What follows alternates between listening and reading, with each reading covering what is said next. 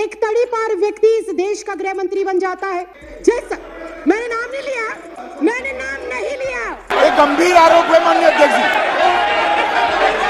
बताइए। ऐसा अनाप शनाप आरोप नहीं लगा सकते। ये ऑन रिकॉर्ड है, ये ऑन रिकॉर्ड है। मैंने नाम नहीं लिया। एक चाय वाला, एक चाय वाला, एक चाय वाला सीधा चाय वाले से प्रधानमंत्री बन जाता है। तड़ी पार कौन है? तड़ी पार कौन है? चाय वाला कौन है? मैंने किसी का नाम भी नहीं लिया। क्यों इतनी मिर्ची लग गई? क्यों इतनी मिर्ची लग गई? आपको इतनी दिक्कत क्या हो गई? आपको इतनी परेशानी क्या हो गई? आप मेरी तरफ उंगली ना करें, मेरी तरफ उंगली ना करें। नमस्कार दोस्तों, स्वागत है आपका एक और तगड़ी और तीखी डिबेट वीडियो में। आज के एपिसोड में हम देखेंगे जब दिल्ली की मंगोलपुरी विधानसभा से विधायक राखी बिरला ने देश के गृह मंत्री के सामने सीधे सीधे सवाल दागे, बिना नाम लिए लेकिन सीधे निशाने पर। तड़ी पार कौन है? चाय वाला कौन है? और जब सवाल लगे तो बीजेपी सांसदों को मिर्ची भी लग गई। आज की डिबेट में राखी बिरला किसी भी हाल में पीछे नहीं हटती। तो चलिए बिना देर किए हुए देखते हैं आज की धमाकेदार बहस का पूरा वीडियो को अंत तक जरूर देखिएगा और नीचे कमेंट करके राय जरूर बताइए कि आपको वीडियो कैसी लगी। चलिए बिना देर की वीडियो को स्टार्ट करते हैं। क्योंकि सदस्य हूँ, इस देश की नागरिक हूँ, तो मेरे भी मन में बहुत सारे सवाल हैं। अध्यक्ष जी, जब मैं इसके बारे में पढ़ रही थी और जब अपने साथी सदस्यों को सुन रही थी तो मुझे ऐसा लग रहा था कि इस देश के अंदर इस समय एक ऐसी सरकार चल रही है जो बहुत कंफ्यूज है, जो बहुत अज्ञानी तरीके से, अनजान तरीके से, उसे पता ही नहीं है कि देश को किस ओर लेकर जाना है, देश के लिए क्या जरूरी है, देश के लिए कौन से मुद्दे महत्वपूर्ण हैं, देश के लिए कौन से कानून महत्वपूर्ण हैं। उनको इस चीज की बिल्कुल जानकारी नहीं है। बहुत ही अजीब से लोग इस देश के केंद्र की सत्ता के ऊपर बैठकर अजीबोगरीब फैसले ले रहे हैं। जो इस देश में अभी तक विदेशी कहे जा रहे हैं उनको ये नागरिकता दे रहे हैं बिना किसी कॉमा फुल स्टॉप के। और इस देश के अंदर जो सदियों से, दशकों से रह रहे हैं उनको ये कहते हैं कि अगर तुम इस देश के नागरिक हो तो तुम्हें कागजात देने पड़ेंगे, तुम्हें प्रूफ करना पड़ेगा कि तुम इस देश के नागरिक हो। ये अजीब विडंबना है।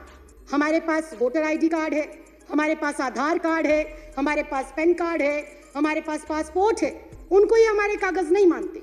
जिस वोटर आईडी कार्ड से इनको सत्ता में चुनकर भेजा गया, जिस वोटर आईडी कार्ड से ग्राम पंचायत हो, निगम का चुनाव हो, विधानसभा का चुनाव हो या देश की सर्वोच्च संस्था लोकसभा का चुनाव हो, जिस वोटर आईडी से देश के 128 करोड़ लोग इनको चुनकर भेजते हैं, उस वोटर आईडी कार्ड को भी ये हमारा सबूत के तौर पर मानने को तैयार नहीं। बहुत ही हास्यास्पद बात है कि जिस पहचान पत्र की बदौलत एक तड़ी पार व्यक्ति इस देश का गृह मंत्री बन जाता है। जैसा मैंने नाम नहीं लिया, मैंने नाम नहीं लिया, मैंने नाम नहीं लिया, मैंने नाम नहीं लिया। एक गंभीर आरोप है माननीय अध्यक्ष जी, बताइए।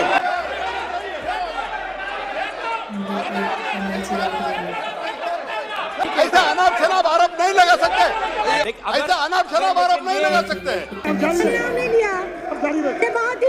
ये बहुत ही हास्यास्पद है। ये बहुत ही हास्यास्पद है।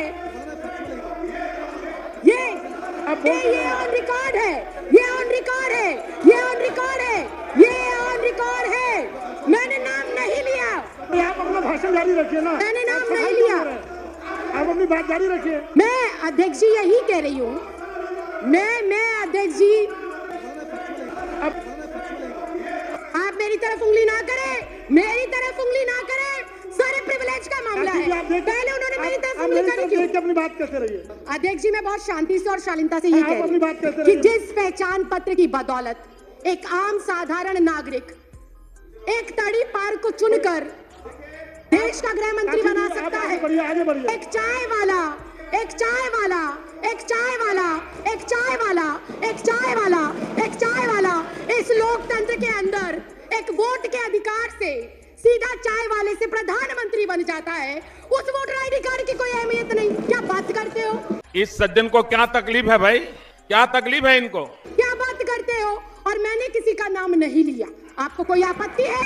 आप माननीय अध्यक्ष जी से बात करें। आपको कोई आपत्ति है? आप माननीय अध्यक्ष जी। तड़ी पार कौन है? तड़ी पार कौन है? तड़ी पार कौन है? चाय वाला कौन अच्छा बात नहीं है। तड़ीपार कौन है? तड़ीपार कौन है? चाय वाला कौन है? मैंने कुछ नहीं कहा, मैंने किसी का नाम भी नहीं लिया। आप क्यों इतना आग बबूला हो रहे हैं?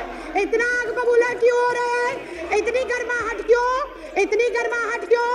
क्यों इतनी मिर्ची लग गई? क्यों इतनी मिर्ची लग गई? आपको इतनी दिक्कत क्या हो गई? आपको इतनी परेशानी क्या हो गई?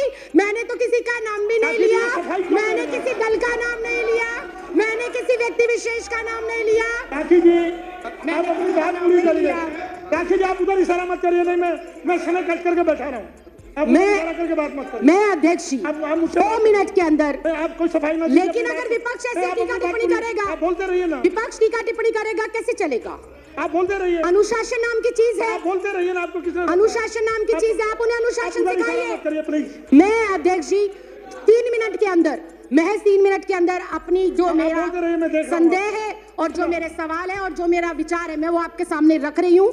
मैं अपने बातों को दोबारा रिपीट करती हूँ कि जब एक मतदाता, राशि जी मैं दोबारा रिपीट करने की इजाजत नहीं दे रहा। जब एक मतदाता अपने मतदान का प्रयोग कर मेरे जैसी एक साधारण सी लड़की, 25 गज में रहने वाली लड़की को लोकतंत्र के इतने बड़े मंदिर में भेजता है, तो वो सबसे बड़ा प्रूफ होना चाहिए। बाबा साहब भीमराव अंबेडकर ने वोट डालने का अधिकार सबको दिया और वो वोट डालने का अधिकार इस बात को सिद्ध करता है कि हम इस भारत देश के नागरिक हैं। मैं सिर्फ इतना कहना चाहती हूँ, जब ऐसी पॉलिसी पहले नहीं थी तो मुझे समझ नहीं आता माँ बाप का जन्म प्रमाण पत्र हो अनिवार्य, ये किस बिहाफ पर लिखा गया, ये बिल्कुल समझ के परे। और फिर एक बार फिर से हो सकता है मेरी बातों से आघात पहुंचे, लेकिन ये कटु सत्य है कि अगर ये कंपलसरी है अपने अपने माता पिता का जन्म प्रमाण पत्र दिखाना जरूरी है, तो क्या हमारे देश के माननीय प्रधानमंत्री अपने माता पिता का जन्म प्रमाण पत्र दिखा पाएंगे? क्या हमारे देश के माननीय गृह मंत्री अपने माँ बाप का जन्म प्रमाण पत्र दिखा पाएंगे? क्या हमारे इस देश के रक्षा मंत्री हमारे जो है अपने माँ बाप का जन्म प्रमाण पत्र दिखा पाएंगे? क्या आरएसएस प्रमुख मोहन भागवत अपने माँ बाप का प्रमाण पत्र दिखा पाएंगे? या माननीय अध्यक्ष महोदय आप स्वयं अपने माँ बाप का प्रमाण पत्र दिखा पाएंगे? अरे बेटे तुझे थकान नहीं लग रही क्या? अगर ये संभव नहीं है, अगर ये संभव नहीं है, अगर ये संभव नहीं है, तो मैं माननीय अध्यक्ष महोदय सिर्फ इतना कहना चाहती हूँ कि जब बीजेपी का शीर्ष नेतृत्व, केंद्र में बैठे मंत्रिमंडल, प्रधानमंत्री, गृह मंत्री अपने माँ बाप का बर्थ सर्टिफिकेट नहीं दिखा सकते, तो क्या उन्हें, मैं कंक्लूड ही कर रही हूँ सर, क्या उन्हें डिटेंशन सेंटर भेजा जाएगा? ये सवाल आज इस लोकतंत्र के मंदिर में मैं आपके माध्यम से केंद्र सरकार से पूछना चाहती हूँ। अध्यक्ष जी मुझे 2 मिनट दे दीजिए, मैं अपनी बात को खत्म कर रही हूँ। महज देश की जनता को भटकाने के लिए केंद्र सरकार आजमा रही है और भटकाना चाहती है वो अपनी नाकामियों से जनता को।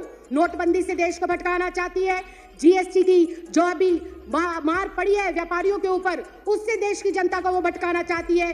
बेरोजगारी जो पिछले 20 सालों के अंदर सर्वोपरि आंकड़ा इस साल में आया है, उससे देश की जनता को भटकाने के लिए इसका प्रयोग हो रहा है। यही नहीं, अभी और सुनिए, राइफल सौदा हो गया, दलितों पर अत्याचार हो गया, अर्थव्यवस्था किस तरह से चरमराई हुई है। अध्यक्ष जी मैं एक लाइन कहकर सर मैं भी रिक्वेस्ट कर रही हूँ, फाइनल क्लोजिंग लाइन कहकर मैं जो है अपनी बात को विराम देती हूँ कि अध्यक्ष जी ये जो भाजपा सरकार है ये एक संकीर्ण मानसिकता की सरकार है। इस सरकार को जब से ये अस्तित्व में आई है, किसान सड़कों पर है, छात्र सड़कों पर है, महिला सड़कों पर है, पुरुष सड़कों पर है, दलित सड़कों पर है, वकील सड़कों पर है, डॉक्टर सड़कों पर है, इंजीनियर सड़कों पर है। ये सरकार नहीं, संविधान विरोधी लोग हैं। ये वोट के अधिकार को खत्म करना चाहते हैं और अपना एकाधिकार स्थापित कर लोगों को उनके अधिकारों से वंचित रखना चाहते हैं। आपने मुझे बोलने का मौका दिया, इसके लिए बहुत बहुत धन्यवाद, बहुत बहुत आभार। जय हिंद, जय भारत। धागा खोल दिया एकदम। दोस्तों आपने देखा कैसे राखी बिरला ने सांसद के भीतर एक एक सवाल से सत्ता पक्ष को कटघरे में खड़ा कर दिया। चाहे तड़ीपार का मुद्दा हो या चाय वाले की राजनीति, सवाल सीधा था लेकिन जवाब किसी के पास नहीं था। को वीडियो अच्छी लगी हो तो वीडियो को लाइक करें, कमेंट में अपनी राय जरूर दें और चैनल को अभी तक सब्सक्राइब नहीं किया है तो सब्सक्राइब कर लें। मिलते हैं किसी और अगली वीडियो में, तब तक के लिए अपना और अपने परिवार का ख्याल रखिए। धन्यवाद।